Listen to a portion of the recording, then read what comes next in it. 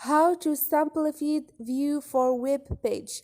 Hi guys, in this video I will show you how to simplify view for web page on your Google Chrome.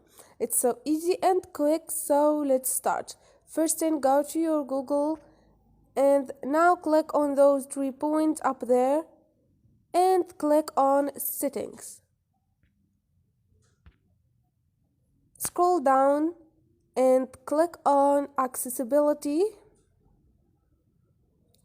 Now you have the third option, which is simplified view for web page. You can click and turn on this option, and now you're gonna get notified when a site can be shown in simplified view. And this is it.